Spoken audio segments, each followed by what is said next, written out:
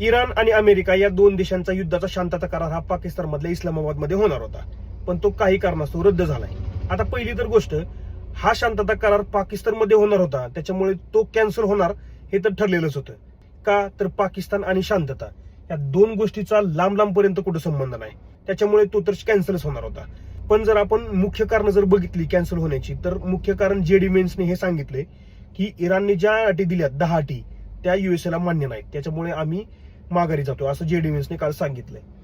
दुसरीकडे इराण म्हणते straight of Hormuz मध्ये आम्ही माइन्स टाकल्यात, त्या माइन्स आम्ही विसरलोय कुठे टाकल्यात, त्याच्यामुळे हे ट्रम्प झालं येडं. ट्रम्पने त्याची नेव्ही कामाला लावली त्या माइन्स हुडकायला. दुसरीकडे ट्रम्प असा म्हणतोय की स्ट्रेट ऑफ हॉर्मोज मध्ये आता युएसची नेव्ही नाकाबंदी करणार. म्हणजे जर कोणत्या देशाने स्ट्रेट ऑफ हॉर्मोज मधून येण्या जाण्यासाठी जर इराणला टॅक्स दिला आणि जर त्या नाकेबंदीमध्ये युएसएला तसं सापडलं तर त्या जहाजाला येण्या जाण्यासाठी परवानगी युएसए कडनं मिळणार नाही. म्हणजे आता इराणने सुरुवातीला स्ट्रेट ऑफ हॉर्मोज बंद केलं, आता इराण ते स्ट्रेट ऑफ हॉर्मोज खुलं करा नाही म्हणून आता युएसए नाकाबंदी करणार आहे. म्हणजे आता युएसए आणि इराण ह्या दोघांनी युद्ध करायचं त्यांच्या भल्यासाठी आणि बाकीच्या देशांनी भोगायचं. आणि आता या गोष्टीचा इम्पॅक्ट बाकीच्या देशांवरती काय पडणार आहे आता येणारे दिवसच सांगतील. धन्यवाद.